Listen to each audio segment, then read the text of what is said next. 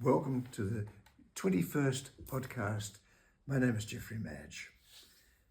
As I've mentioned before, I'm doing at this moment making a recording of the Welcome Timbretta Clavier from Bach. And I'm right in the very middle of the process, and that's really obsessed me completely. So I think it's very appropriate that I talk a little bit about the Welcome Timbretta Clavier and its relationship to listening. How we listen is so important. And as I've said, I think in my previous podcast, I've mentioned that one of the greatest works to learn listening from is actually the Welcome Timbretta Clavier, because in the musical world, that's really one of the places where you really can train the listening process completely. Well, here, talking about this, I've been asked also often, have you got a favorite prelude and fugue? And as I've said sometimes before in interviews, no, I haven't. I've discovered that every time I say I've got a favorite, it's always a new one that I didn't favor before. And that means I've probably favored them all at some time. And I think every moment that I'm playing the next prelude and fugue, it becomes my favorite. It's amazing how Bach has made a work with such a lot of differentiation of emotion, of absolutely not only emotion, the way he speaks in every prelude and fugue, because speaking is a part of the rhetoric of performing these great works. I think, in fact, the fugues are spoken almost, and you've got to be able to speak them almost when you play the subjects. Well, anyway, that's another thing. But of course, so many important points. Bach playing today is, of course, on the modern instruments that we have, totally different than what it would have been in Bach's time. Of course, Bach he preferred the clavichord. And we mustn't forget the clavichord is a fantastic, subtle and beautifully nuanced instrument with the most incredible pianissimos and the most incredible intimate sound that makes it very interesting to see how can we play Bach anywhere near what it possibly should be. It's almost a totally different concept. And I've tried to incorporate this where possible in some way. I believe in many things. The Bach, of course, we know he was using, his idea of rhythm was probably different than ours. I think he was had a different way of counting. They say, according to what I've heard, I think it was Pablo Casals who mentioned a discussion he had with Johannes Brahms. And it was rather interesting because he said, what Brahms has said is, I count differently. And he showed and mentioned how he counted. And in a way, he counted not only the actual beats, but he counted between the beats. And somehow, as a result of that, the pieces sound a lot faster. Well, this is one of the problems, I think, in playing Bach. Bach is often played very fast. If you do that on a clavecembal, it sounds, I think, pretty horrible. If you play it too fast, even on a clavichord, it just sounds stupid. You can't do that. You've got to really listen to what you're playing. And with a clavichord, you've got to really listen doubly to every note which you play to hear how it comes. And I think this is one of the things which I feel that we've lost in our performances of Bach. I think it's often played too fast and too loud.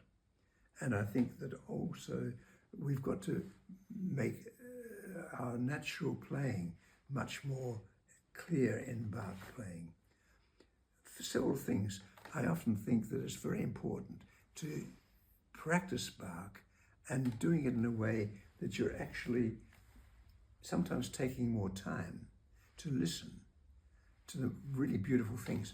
We've got to hear the beautiful things, the things that are happening around the fugue themes and the fugue, not only the fugue things, but also the things that happen in the preludes. For instance, if I take a prelude I've just got open here, the number 9 from the first book, and it just begins with one note, and that stays for a long time. that's in fact held for more than 2 measures. Amazing, because when a piece starts with a long orgal point, because that's what it is, usually that sort of comes at the end of a piece. But coming at the very beginning, just doing this, it makes the piece have a certain feeling. And then we get, of course, so simple, just 2 things. And out of that comes this. And going on to that next long note.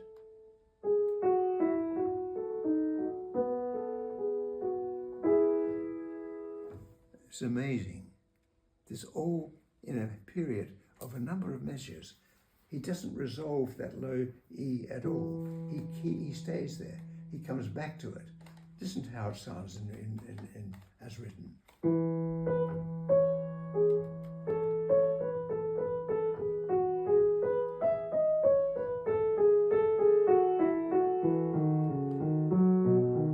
Back to the same note. And he does the same thing then on the B, the dominant.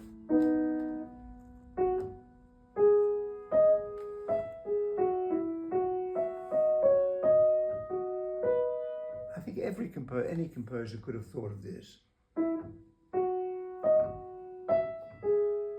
But not this.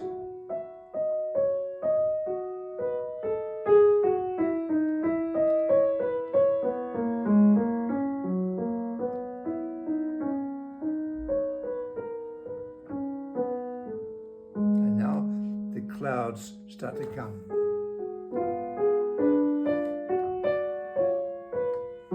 I'm slowing it down to sort of let you hear what's all happening. Such a lot is happening in just such a simple, well, not actually so simple, but a prelude in which not that much happens. Such a lot is happening underneath the notes, behind the notes or between the notes, as they often say. And I think this is the thing that we often don't hear in performances. We often hear it like this.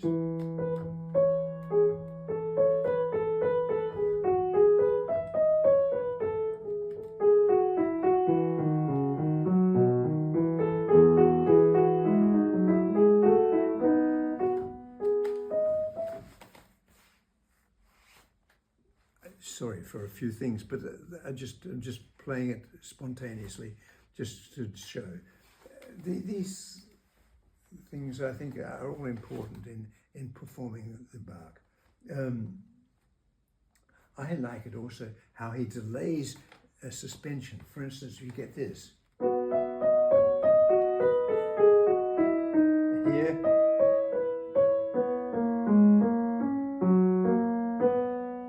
Coming back to it.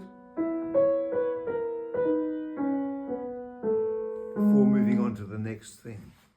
I think it's very important to let those things be heard. Let me just play the first 2 pages, as I think we should hear it.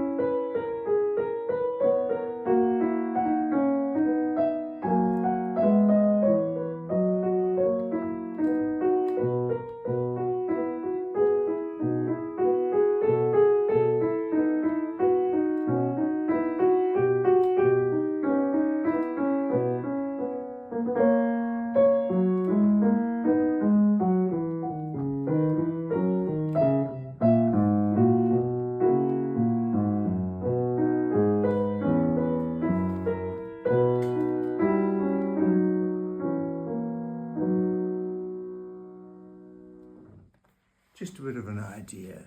I think that it's so important to be able to hear all of the wonderful things that are happening. It's not easy, and I think we've got to do it without any pedal at all. That's another thing I think is very important in performing Bach. I don't think we should be using pedal. And they're just the very beginning of things. But then, what we get then in the fugue of this same prelude, this is amazing. That it just is...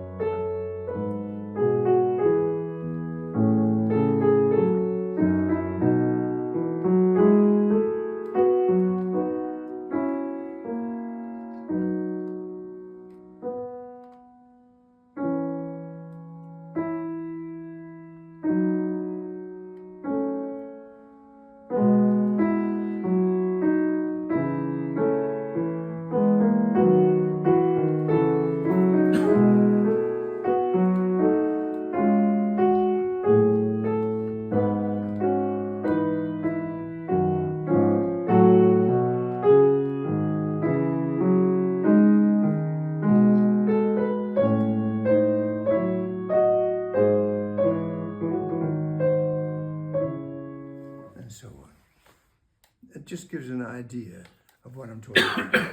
I think that it's what I often do for myself is listen very carefully to what's happening. Let me show you, I'll give you a demonstration of how I would practice something like this.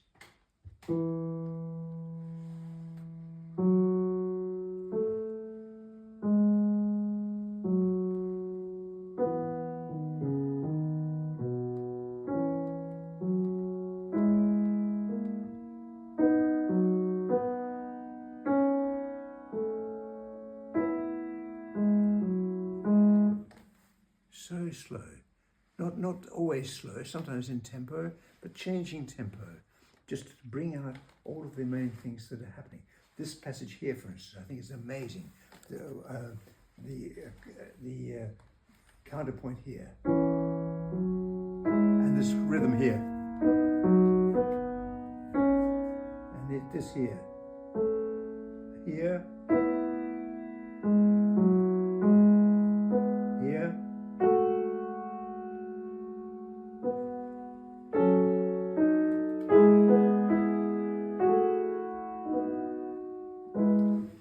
So many amazing dissonances. Let's just listen to that again. Just listen to it once. Here. Here, the rhythm here. And now the dissonance coming in here. That dissonance there. And this one here.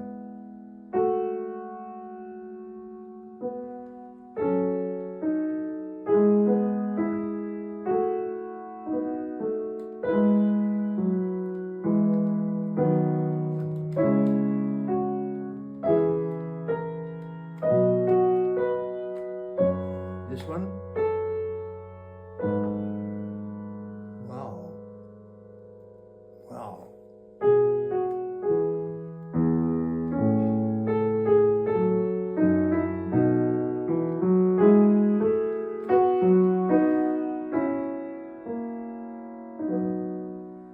There are so many things, aren't there? Just such a lot is happening. And do we have to hear it all? Well, I think we've got to know that they're there so that we can appreciate the wonderful beauty of it all. Otherwise we miss it. We often, unfortunately, do miss it. There is one other, well, as I said, one other favourite. There's one of the other favourites of 48, and that is, I think it's in the first book, and that's the F minor. Let me show you that. I think this is one of the most amazing fugues.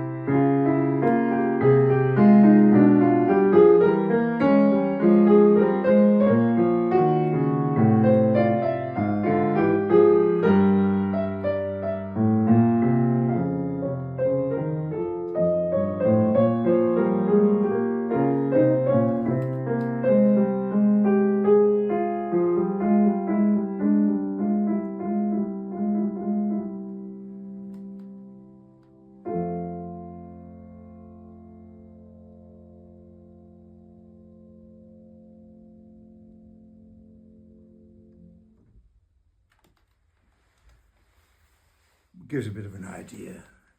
The thing is, there are so many things that I'm trying to do, and I think that some things are important. As I said earlier, we know that Bach played very much on the clavichord, and I think this is one of the fugues that probably is very good when played on a clavichord.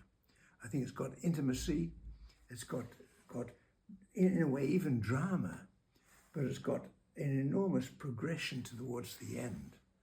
And I hope that you can hear some of that when I played it, something of that idea. You know, the question of listening is so important, how to listen to such complicated music, because we hear the theme and we can hear everything that's going on around it.